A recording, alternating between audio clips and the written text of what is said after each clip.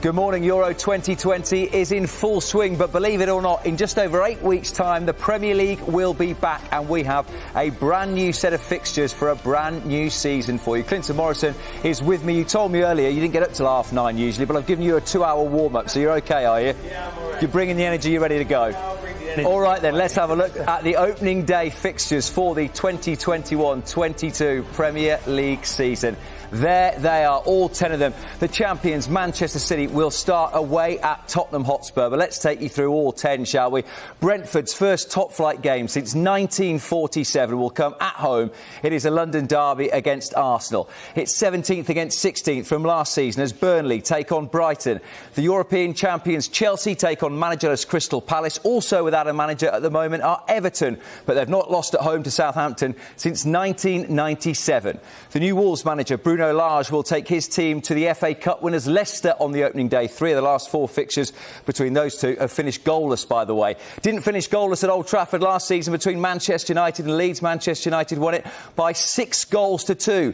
Newcastle and West Ham met on the opening day of the season last year. West Ham losing 2-0 on that occasion, but they rallied after that to take a place in the Europa League. 2 seasons ago, Liverpool and Norwich met on the opening day at Anfield. Liverpool won 4-1 and went on to take the title. This year's title winners, as we said, Manchester City, go to Tottenham, and Watford, back in the Premier League, welcome Aston Villa to Vicarage Road, a ground which Villa have only won once on. But we will start, Clinton Morrison, at the Tottenham Hotspur Stadium. Yep. Manchester City, the reigning champions. What odds on them doing it again, do you think, this time around? No, they've got a great chance. I think there'll be stronger contenders in Liverpool. Obviously, having a player like Van Dijk back will be a big boost for Liverpool. And you've got to see what these teams do in the summer. I think if Man United spend well, Chelsea spend well, they'll all be challenging Man City, but you do make Man City favourites because they were so dominant this season. But Liverpool will be definitely in with a shout. We're going to talk about 3 of these 20 clubs still looking for a new manager. But from a Tottenham perspective, this is, I guess, even more of a sense of urgency to get someone in, because you don't want to be going into a game like Manchester City a bit half-cocked and thinking, well, we're not really sure what the manager's telling us to do here. Yeah, they need a new manager, and they need a new manager pretty quick. I'm surprised a club of the stature of Tottenham Hotspur still haven't got a manager. Obviously, there's been talk of Fonseca. Will that appease Tottenham fans? I don't think so, because he's left Roma and the old Tottenham manager Jose Mourinho has gone to Roma. So Tottenham fans will want a step forward, and I think someone like a Conte would have been a good signing. I mean, a good signing for Tottenham as the manager, but it didn't happen. But that's a big game for Tottenham, and that's going to be a difficult game against Man City. But they are at home, and hopefully there's fans in there, and they'll have fans roaring them with a new manager. Also at home, Brentford. First top-flight game since 1947. I know you like to be put on the spot then. So Brentford, Norwich, Watford. Which one of those do you give the best chance of staying up right now? That is difficult. You know what? All 3 teams, I think, will do well. I think they will do. It depends on what kind of signing they do in the summer. Watford have got the experience, and I think they're a good team. Norwich have impressed me really well. The manager, Daniel Farke, is a good manager. And Brentford have done ever so well to get it. It's going to be difficult. Listen, all those teams coming up, it's going to be difficult. But there'll be other teams that will be worrying this season as well. But if I had to pick one who I think might stay up, I'd probably go for Watford. Watford, OK. Let's talk about Brentford, though. First top-flight season, as we said, it's 1947. We're going to speak to Thomas Frank live a little bit later on this morning. But what a game, what an occasion for those fans who haven't barely seen their team in their new stadium to welcome a club like Arsenal for that first match. And they've been so close to the Premier League for so many years. Yeah, it's brilliant for the fans, and obviously in their new stadium as well. I think it's going to be a tremendous atmosphere. They've got a lot of good players. Hopefully they can keep Ivan Toney. There's a lot of big clubs looking at Ivan Toney. I think he'll cause problems in the Premier League and do ever so well. They've got a lot of good youngsters. De Silva in there. Thomas Franks, the manager, has done a terrific job. So I think it'll be exciting times for Brentford fans. And what they will do, enjoy it, because it's the Premier League. It's the best league in the world. Go and enjoy it. And you're playing, as you said, a London derby against a good team in Arsenal. Let's talk about Ivan Toney then. 33 goals in the Championship last season. You were part of a Birmingham squad. I know you signed when they were promoted, but you got early goals that season, 2 against Liverpool, 1 against Villa. How much confidence does that give you as a striker if you can get off the mark within the first few games? No, it gives you a huge, especially me. I went there as like a record signing, so it was a bit more difficult for me because there was pressure on me to deliver, and I managed to get the goals in, and obviously scoring 2 against Liverpool was brilliant, and then Villa because it's a rival and there was a big derby. But Ivan Toney, he's got lots of ability, and this is where he got judged in the Championship. He answered everyone's critics. They said, can he do it? Can he following in the footsteps of Ollie Watkins. He scored goals, and then Ollie Watkins obviously went to the Premier League, had an outstanding season at Villa. And I think Ivan Toney will do the same. I think he leads the line ever so well. But one thing he wants to do, he wants to score goals, and he's always in the box. So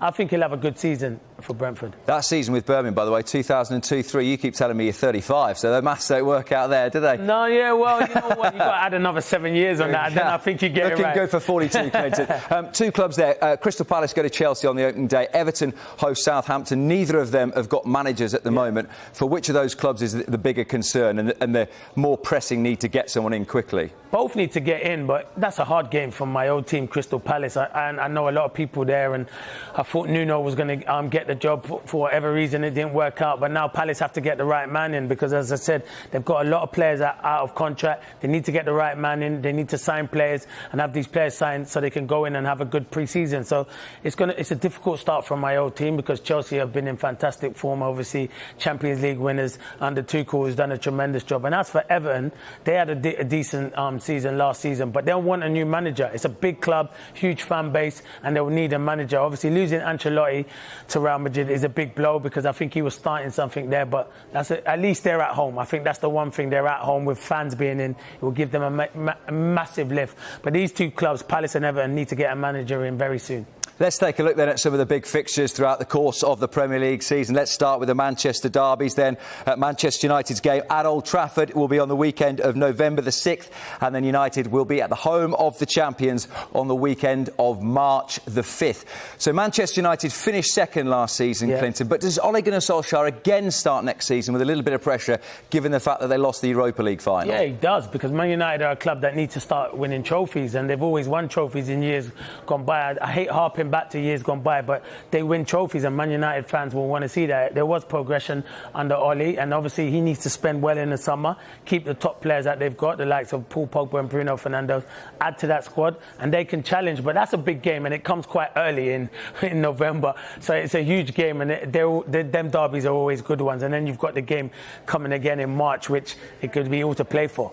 As for Pep Guardiola then, will he feel that Ole Gunnar Solskjaer and Manchester United are his biggest challenges, or will he think that Chelsea and Liverpool pose more of a threat? All of them are his biggest challenges, but I think it depends what kind of signings they do in the summer in Man United. A club of that stature should be challenging Man City. I think he'll look at all of those Premier League clubs and say they all could be challenging, but Pep will do his business early. He'll get the players that he wants in, and they'll be the team to beat, because obviously they've won it last season and they're formidable. And if they do get someone like, there's a lot of talk of maybe getting Harry Kane and been linked to players like Jack Grealish, they'll have some squad they will, and they'll be hard to beat. Let's have a look at the two games then between the two champions of the last couple of years. Liverpool against Manchester City at Anfield on the weekend of October the 2nd, and then the game back at the Etihad between City and Liverpool on the weekend of the 9th of April. Jurgen Klopp and his team finished the last season so strongly to get themselves all the way up into third, and you were saying in the office this morning, with the big man Virgil van Dijk back in the defence, they're going to be much more of a threat to City this season. 100%. He gives everyone a massive lift in that squad, Virgil van Dijk. Even players,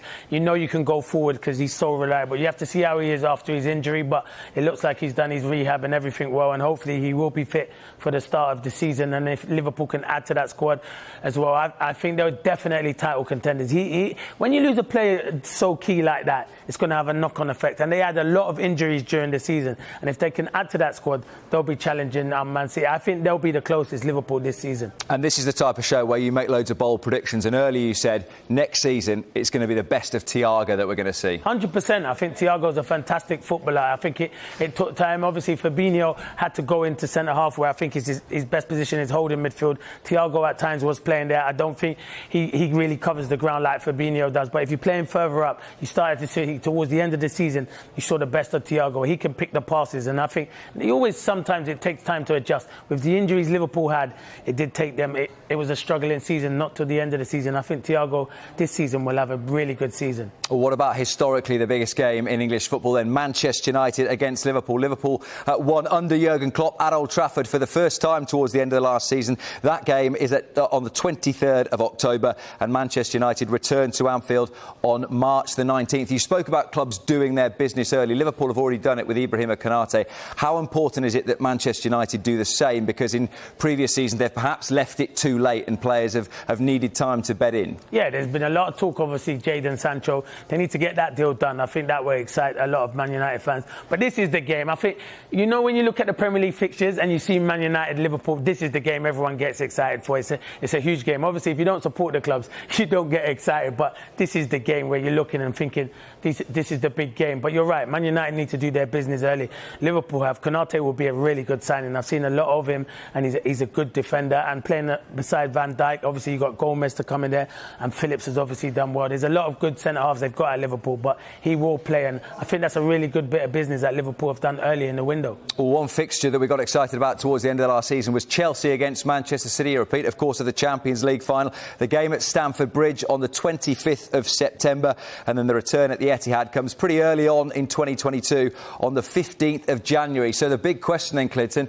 has that fella got Pep's number? No, I don't think he's got his number, but at the moment he's doing it ever so well, to be fair. Obviously beating him in the league game, in the FA Cup, and then obviously in the Champions League. So he's tactically getting it right at this precise moment, but this guy is still the best for me around, and I think he'll want to prove this season that he hasn't got the number on him. But it's a good tactical battle, and this is why it's the best league in the world, the Premier League, because we have the best managers, we have the best players coming to this league, and it's so good to watch. But this will be an intriguing game because Pep will want to get one over on Tuchel, because Tuchel's got his number at this precise moment. And we said right at the top of the hour, they are the European champions, Chelsea. But you look through their first 6 fixtures, including trips to Arsenal, Liverpool and Spurs, and a home game against Manchester City as well. We know what Chelsea are like. He could be under pressure if he loses a few of them. Imagine that. He could be under pressure. You win the Champions League, and after 6 games, you're struggling, and people are maybe saying, doubting you for your job. Nah, but I still think he's done a terrific job. Obviously, when Frank Lampard lost his job, I know I keep talking about that, but I thought he was harsh to lose his job. And I was thinking whoever came in is going to find it difficult. But credit to Tuchel, he's gone in there, changed it to a back three, and they are getting the results. And if they spend, which they have the money to spend, there'll be title challenges as well. I just feel a number 9 is going to get them the goals. I like Timo Werner. He works ever so well hard. I think Tammy Abraham might leave because he wants to play more football. So I think someone like a Lukaku or Haaland, they'll definitely be challenging. Let's have a look at a couple of the Derby Day dates as well for you. Starting on Merseyside, Everton against Liverpool at Goodison Park on the weekend of November the 30th. And Everton won at Anfield for the first time since 1999 earlier this year. The game at Anfield this time on the weekend of April the 23rd. And that win at Anfield put Everton in such a race for the top 4. They sort of fell away towards the end of the season. They've now lost Carlo Ancelotti. There is a lot of work to do for whoever the new manager is. Do you think Nuno is the right call if it was to be him? Yeah, I think it is the right call, but it's a difficult one because they've got big Duncan Ferguson there, and he earns a lot of respect, and Nuno likes to bring all of his coaches with him. So will there be room for Duncan Ferguson there? So I think, I'm not saying that plays a massive part, but I think the job Duncan Ferguson's done there as a coach and helping the development of someone like a Calvert-Lewin who's come last season, he was outstanding, and obviously got his call up to the England squad. I think that has a big factor, but if they are going to get Nuno, they need to get him in early so he can do his business, because as I said, they're a big club, and when you see across the road how well Liverpool are doing, Everton fans, they do get a bit jealous, so they want to be doing it. They will move into a new stadium, and so the potential is there for whoever manages that football club. What about the North London derby then between Arsenal and Tottenham Hotspur? The first one comes at the Emirates on the weekend of September the 25th. Then we are back to the Tottenham Hotspur Stadium weekend of January the 15th. And both clubs, I guess, Clinton, would feel that they underachieved last season. Yeah, definitely. And everyone's everything on every Tottenham fan's lips will be, is this man still there? Because that is the big one. Will he be? I don't know. I think it's difficult, to be fair. You have to get, if Conte would have been there, I think they might have had an outside chance of maybe keeping Harry Kane. Now, I'm not sure. I think maybe he's going to move. He wants to win trophies. He's getting into an age now where, I'm not saying time's running out, but he just wants to win trophies. He's a brilliant goal scorer, and there'll be a lot of clubs looking at him. So it's going to be difficult for Tottenham to keep hold of him, and I could see him going to someone like a Man City and making them even more stronger. So it's going to be difficult times. But if he is at Tottenham, you know what you're going to get from Harry Kane. And this is going to be a big game. North London derby with fans allowed back in. Everyone's looking forward to it. Clinton, thank you very much indeed for the moment. Reminder, you can see your team's fixtures in full on skysports.com, and they are also available on the Sky Sports app as well. We're going to take a short break. When we come back, we will hear from the former Liverpool, Chelsea and England defender, Glenn Johnson. We're all in. We're all in to kick it out.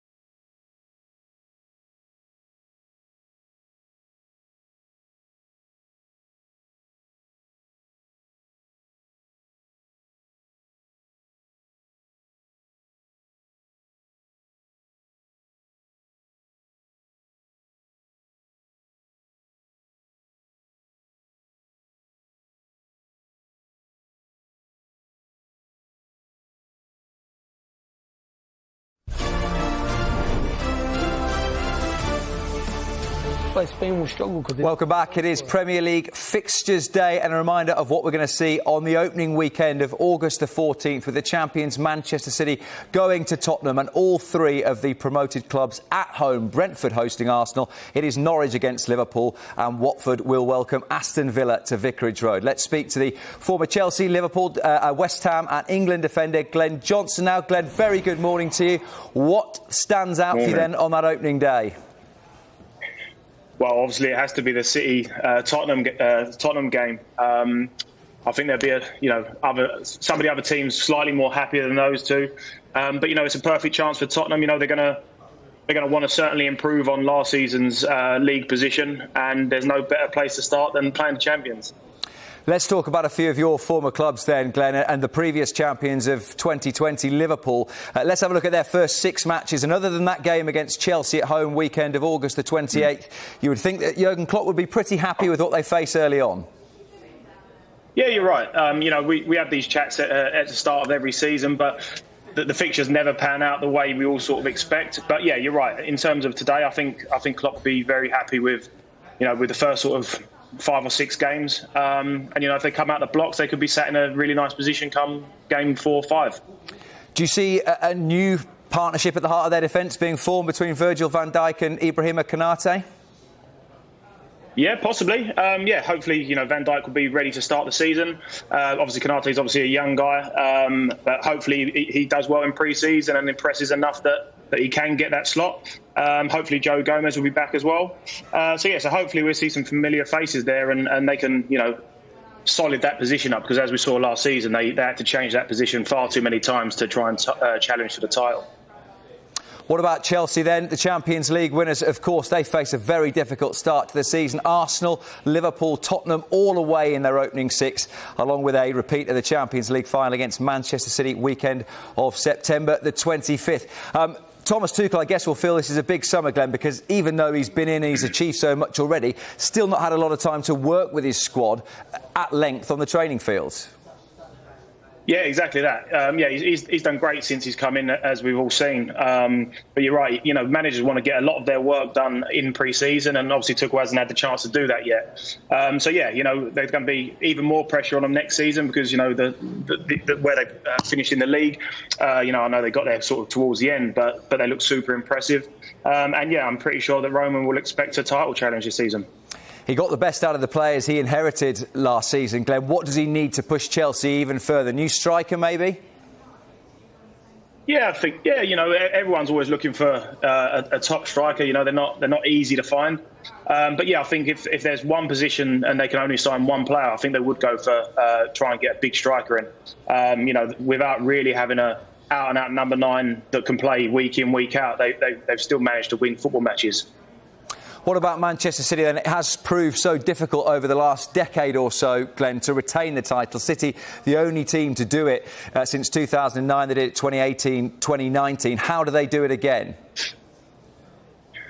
Well, just being City. Obviously, they got one of the best. They got one of the best squads in world football. So no one can manage the game load like City, because they get 1 or 2 injuries, but they have players in the second and third string that are just as capable of performing. So I think that's where everyone else finds it so hard to compete with them.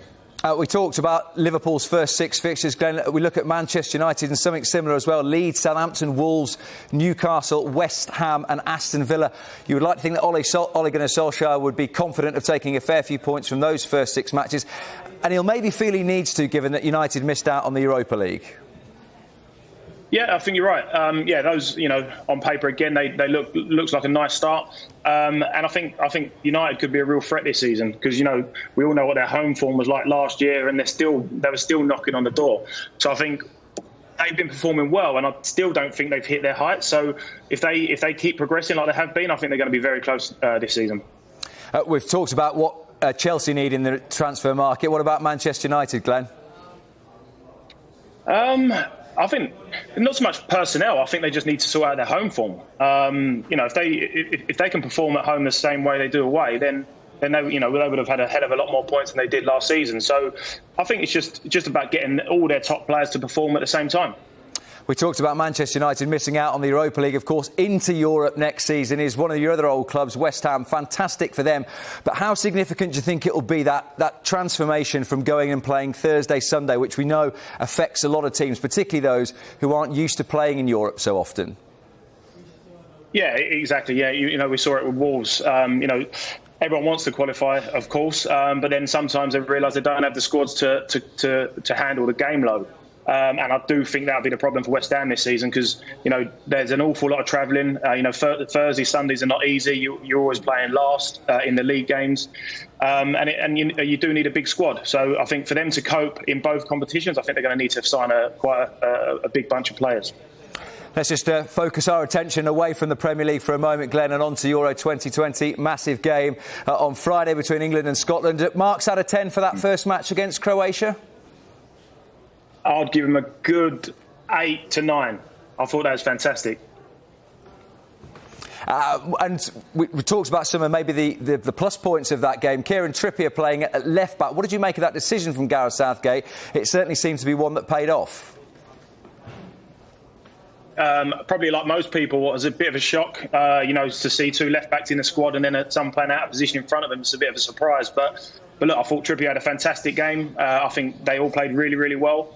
And obviously, if it's tactical or whether he actually thinks, he is their best left-back, I don't know. But yeah, he didn't look out of place. They played really well. And obviously, they got the job done. So I wouldn't be surprised if he starts there again. Glenn, great to speak to you. Thank you very much indeed. No worries. Cheers, mate. Brentford are back in the top division of English football for the first time in 74 years. We'll take a closer look at their fixtures along with the other promoted teams next.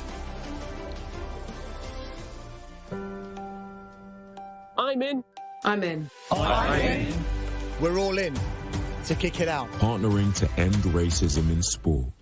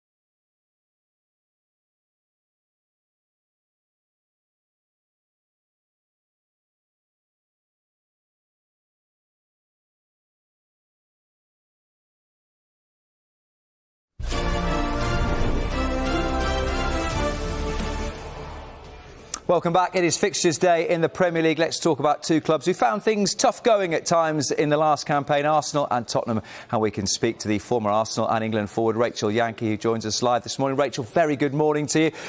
Difficult to work Arsenal out last season, wasn't it? Only 6 points off the Champions League in the end, but 13 league defeats. So how would you assess their campaign as a whole? Good to assess. It was a difficult one. I think Arteta needs time. I think he said that all along, and it was quite a strange season. They could have obviously done better in the Europa Cup and got to the final and possibly, got themselves back into Champions League. But it wasn't to be, and I think actually it's probably a benefit that they finished outside of the European places and that they can now just concentrate on the league. Well, let's have a look at their first 6 fixtures, because some issues for Arsenal early on. They go to Chelsea at home, Manchester City away and Spurs as well, all in those first 6. You said it just there that it is their first season outside Europe since 1995-96. I'm sure the club's owners won't say that's a benefit, but why do you think for Mikel Arteta it could prove useful? Yeah, no, I doubt the owners would. Obviously, money losses, you don't want that. But I just think for Mikel Arteta, he can now trim down the squad. He can work with players that he wants to be there. He's already spoke about sort of when he came in this long-term project. He's got to make sure that squad is the right squad for him and really pin down how he wants to play. And that's difficult to do when you've got a lot of players, and if you're not sure if you want those players or not, then it's a really hard place to be in. So I think with just concentrating on the Premier League, he can he can trim the squad, he can work on how he wants them to play, and he can really get some real detail into his coaching and how the players perform. Well, let's head across London, because difficult start for Tottenham Hotspur as well. Manchester City on the opening day, they go to Wolves, Chelsea at home and then to Arsenal.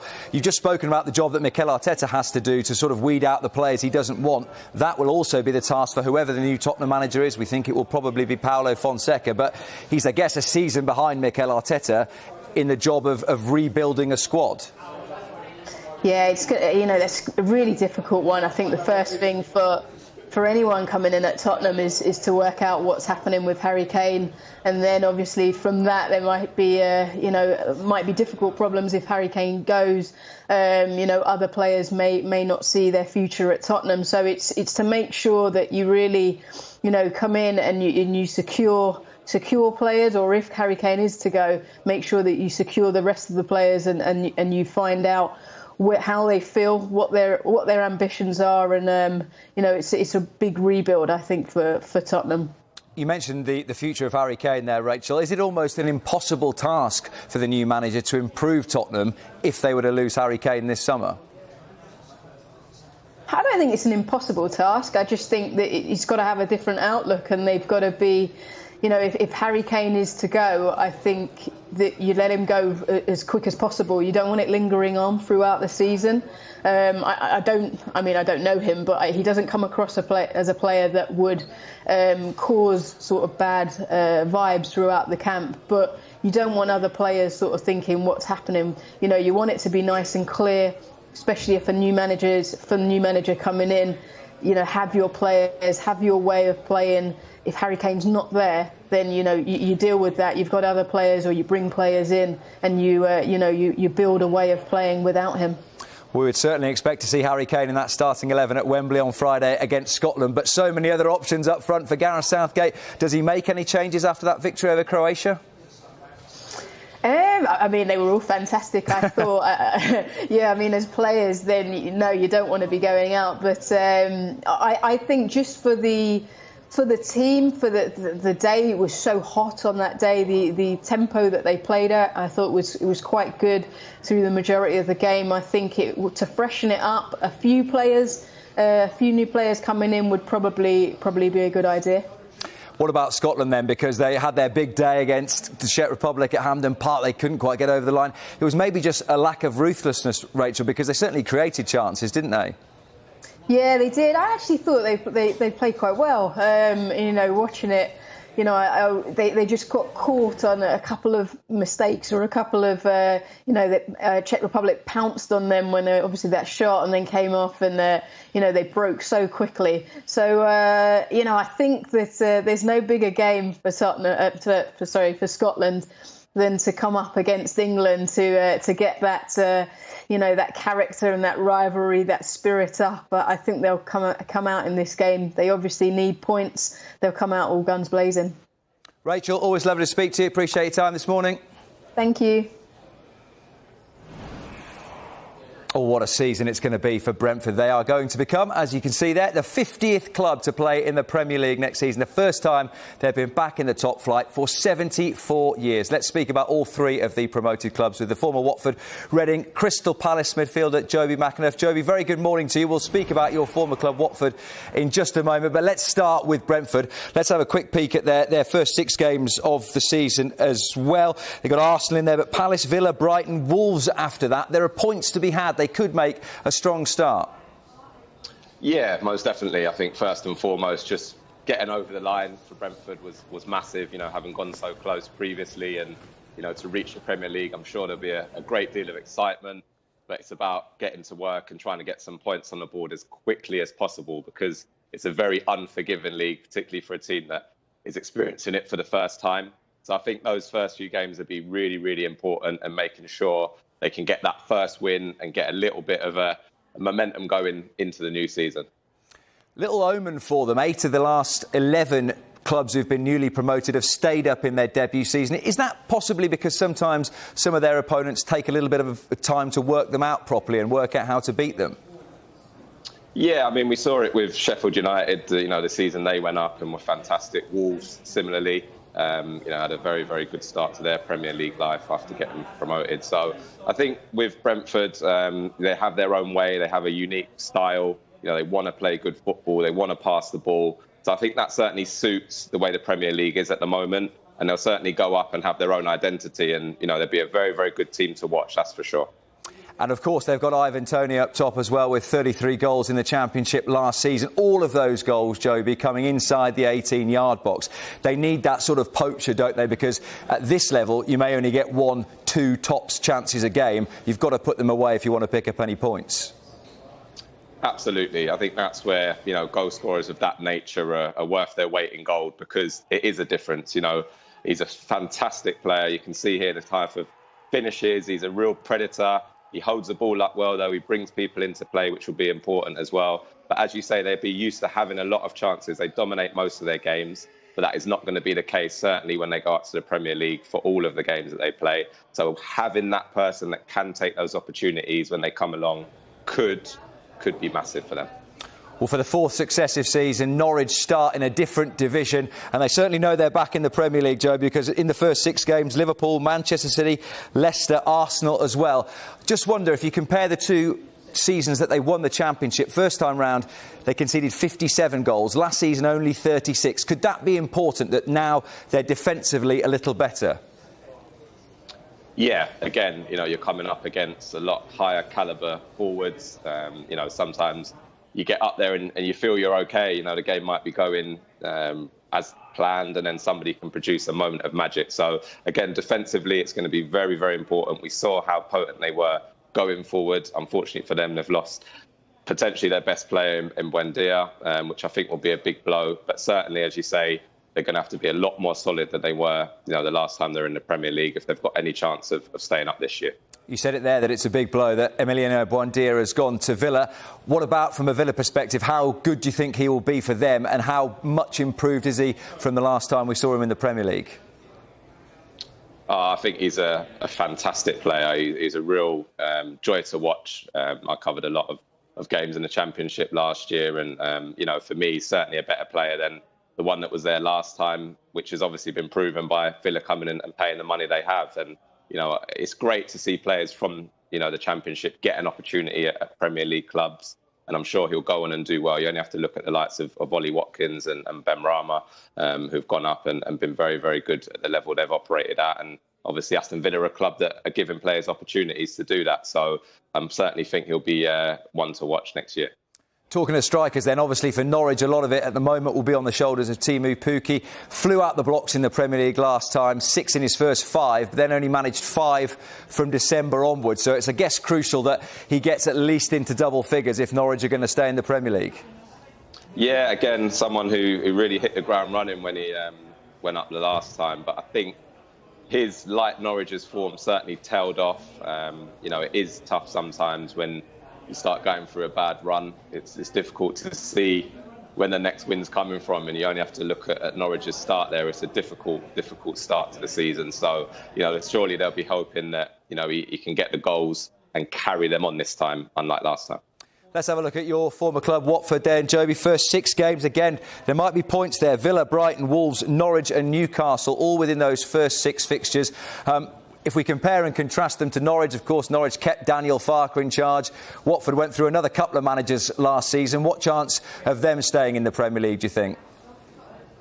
Well, I think from their point of view, it's about stability. I think it's one thing you don't often get with Watford and the ownership group. They do chop and change managers at will. I think certainly Cisco did a fantastic job. They finished the season really strongly. So again, for me, it's about getting that first win. The last time Watford in the Premier League, it took them 12 games to get that first win. And then you're constantly swimming against the tide to try and make those points up. So again, certainly that first game, Aston Villa at home, they won their last 9 games at home at the back end of last season. So certainly for them, that's a good opportunity to try and get off the mark and really get a good start, because we've seen if they don't, there can be changes and that can cause disruption, which clearly is something that didn't help them the last time they were in the Premier League with the amount of changes they had managerially. So, hopefully for Watford, they've got a lot of options, certainly in attacking areas. They've just signed Ashley Fletcher. You add that to Troy Deeney, Andre Gray, João Pedro.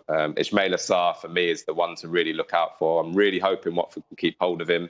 He's a real jewel in the crown there, and, someone who was very, very bright, in the last time he was in the Premier League. And I'm sure, like Wendia, he'll be better for it this time around.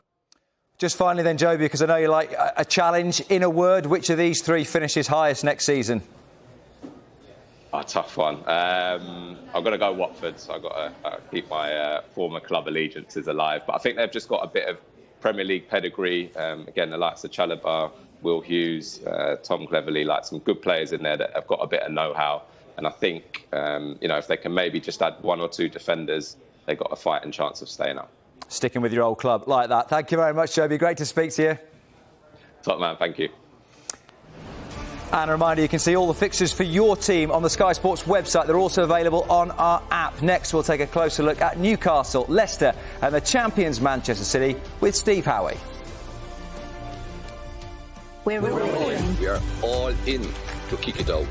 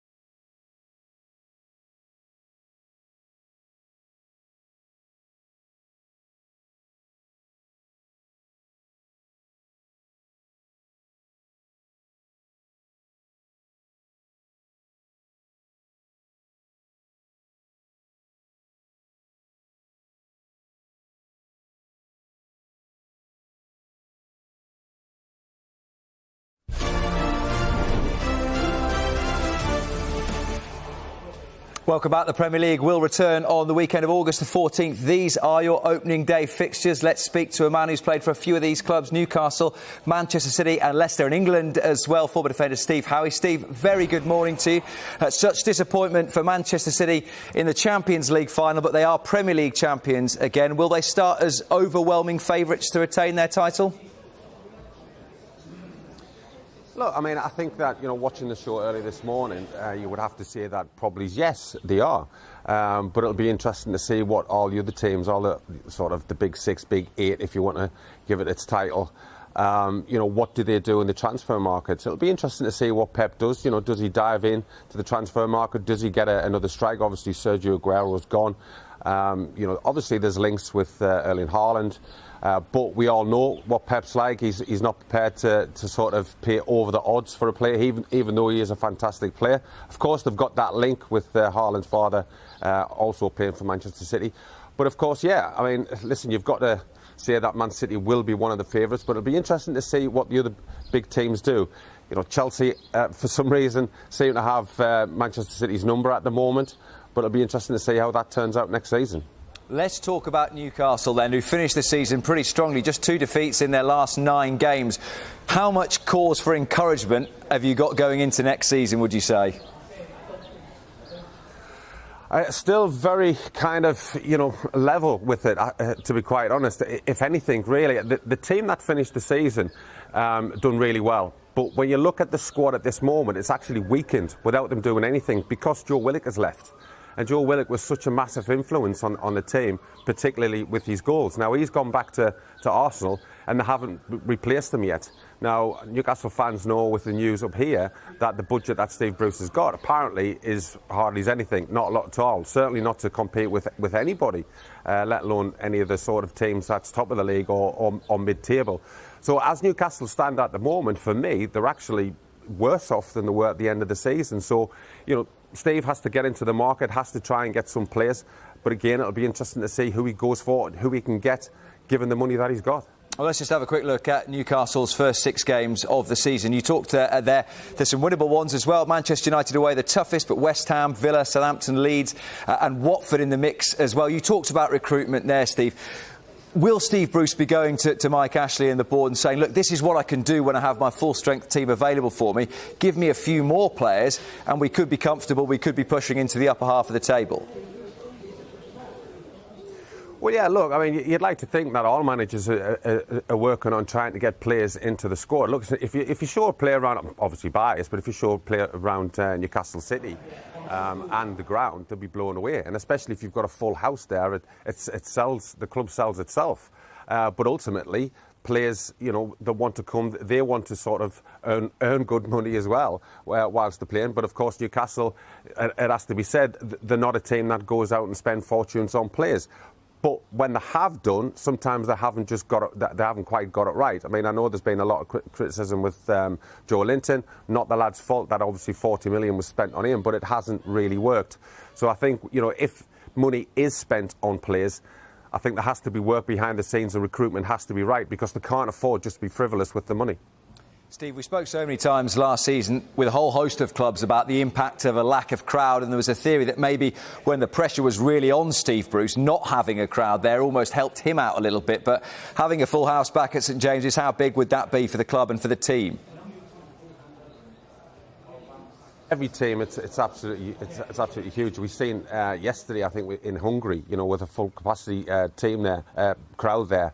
The atmosphere was absolutely superb. Listen, I think for a lot of players and for a lot of managers, it kind of worked for them and against them with not having fans in. I think Steve obviously benefited a little bit because obviously when the team was going through a bad period, I think it could have turned quite toxic, which would have been, awful to see really, because obviously he's trying to do his best and of course, there'd be a lot of fans that are not happy with the performances. But at the same time, when things is going well and the team actually sort of start performing the way that they can perform, it is another extra man. So, of course, it'll be great to have the fans back. But also, as I said, it has that, if things aren't going well, you've got to be man enough to stand up and to sort of, be one of those players that says, well, look, I'll still have the ball. I know what's going on. I can hear it, but I still want to play. And you need players like that because it is a tough place to play if things aren't going exactly how you would have thought they would go. Let's round off your former clubs then, Steve, by speaking about Leicester City.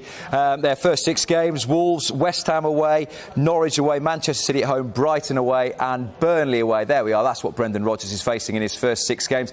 I guess almost mixed feelings, Steve, at the end of last season. That first ever FA Cup triumph, which was a joy at Wembley, but to miss out agonisingly on the top 4 once again. Can they do it this time, or do you think some of those clubs beneath them, the Arsenals and the Tottenhams, will come stronger? Well, I think when the 2 teams you've just mentioned there, Spurs and Arsenal, I think they'll definitely be looking to improve on last season. I thought Leicester at times were excellent, but having said that, we've just spoke about Newcastle. Newcastle blew them away the back end of the season, but yet they went on and brilliantly, and I was so pleased that they actually won the FA Cup. But Brendan Rodgers will want to push on. How will he, again, will he improve his team? Obviously, you've got Jamie Vardy, Iheanacho up front. Iheanacho was the one that was scoring the goals later on, and Vardy was kind of being the forward that was, the unselfish forward, making the runs in space for Iheanacho to score. But it'll be interesting to see again how Brendan Rodgers, what kind of recruitment he brings in. But a top team, some top players, a fantastic club.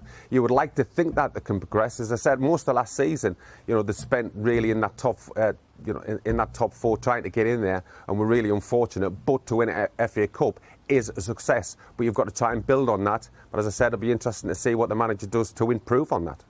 Steve, I hate to mention this before 10 o'clock in the morning, but you're also part of a team that's finished a season towards the wrong end of the table. I just wonder, as a player, how early on in a campaign you sort of get the sense that it's going to be a bit of a struggle within the group, and maybe talk about it for the first time, that, hey, this could be a long old year. Well, I think sometimes, listen, it's all the promoted teams. I mean, obviously, I've just seen there that obviously we're talking about the fixtures. All the promoted teams are playing at home first in the season. Obviously, everybody's on a massive high, with it being the start of the season. Again, there should be fans back by that time as well. But if you're a promoted team, and even if you're not, even if you're a team that's been there a couple of years, if you start badly, sometimes you're feeling as though you're trying to push water up a hill. It's just, whatever you try and do, it's just difficult. You just sometimes need that little, piece of luck just to get you that win, just get you across the line. But other times you just feel as though, listen, this is possibly not going to be our season. I had it at Man City the first season I went there, and we got relegated, came up and got relegated straight away. But it was a big learning curve for everybody. Obviously, we went down, we came back as champions, and went from strength to strength from there. So, of course, it's a learning curve for everybody. Listen, the 2 teams, Watford and Norwich, they've been there before in the Premier League. They know what to expect. I think Brentford, I'm delighted that they're in there. They've got some very good players, but they will find it tough. As I said, sometimes it's always good. It's like, listen, we've got Arsenal, we've got Man United, we've got Chelsea, we've got Tottenham, we've got Man City. But when it comes to Christmas time, if results is not going to plan, when you have them fixtures to come again, you can be sitting in the dressing room thinking, wow, this is a long season. But as I said, it's a fantastic learning period for all these players. Some of them could shine, some of them might struggle, but I'm sure they'll all bounce back. All right, Steve, great to speak to you this morning. Pleasure, thank you. Just a quick reminder then of the opening day fixtures in the Premier League. You will find all of your club's fixtures on skysports.com and also on the Sky Sports app as well. But back at Euro 2020, it is a massive day for Wales. Can they get their first win of the tournament over Turkey this evening? We'll bring you all the build-up in just a few minutes' time.